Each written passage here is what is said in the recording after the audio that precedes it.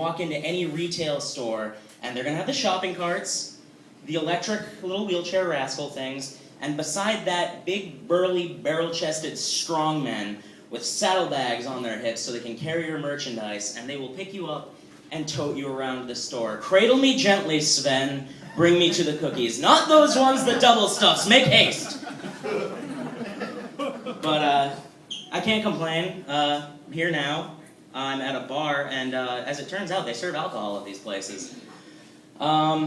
This bar in particular is good. I did a little research, went on the website when I went home, saw that I was coming here. Turns out you guys have trivia night here. I fucking love trivia night. I need to get a car so I can come participate in that. You guys ever played that? Yeah. Alright, awesome. Thank you. That's enough. Gonna just look at my notes here for a second. Okay. I love trivia night for a couple reasons. The first of which being that as an aspiring comedian, it's a really good chance to flex the creative muscle and come up with the very best dick jokes possible. Because you get to come up with a team name. And if you're not going to make your team name a dick joke, then why bother? There's something so very empowering about making the announcer say out loud, and in the lead with 55 points are the Boner Police. But more so than making silly dick joke names, I love trivia night because it is absolutely the only practical application I will ever have for roughly 90% of the information that takes up space in my brain. I stayed home a lot from school as a kid, high school age mostly, and I don't know if any of you ever watched television during school hours in the mid-2000s.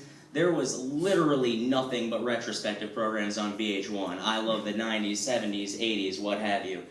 So that's where I learned things. And believe it or not, none of that shit ever comes up in a job interview. I still have trouble with long division. I'm not familiar with Microsoft Excel at all.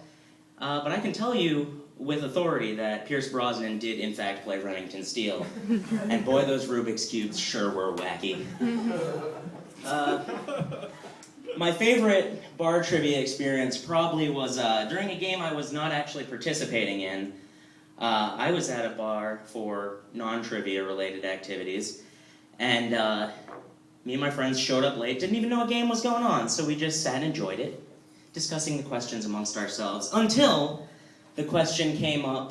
The announcer said something along the lines of, a former Bell Laboratory artificial intelligence engineer recently developed a humanoid robot named Roxy with realistic skin and memory, and she will be available for $7,000 to $9,000 retail.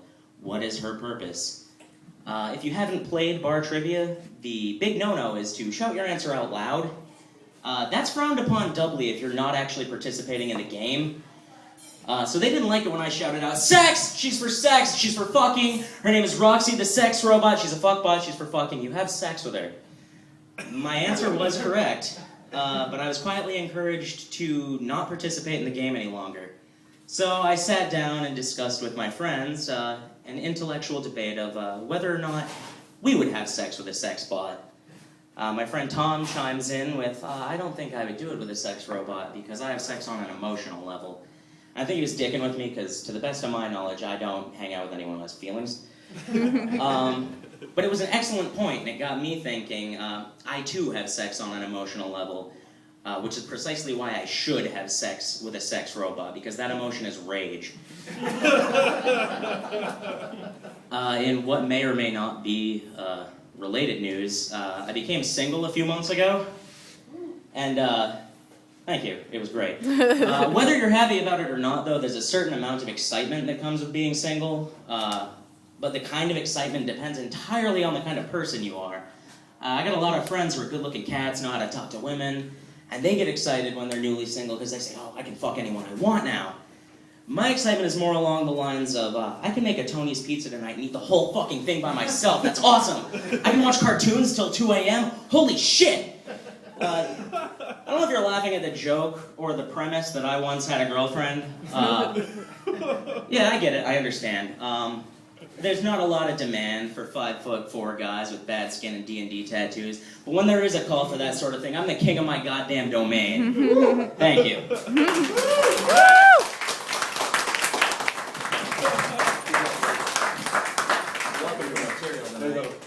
Jeff Allen Murchie, big round of applause. Duke's debut. You were here when it happened. Jeff Allen Murchie, get out of his chair, Russ. That's the king of comedy in his domain right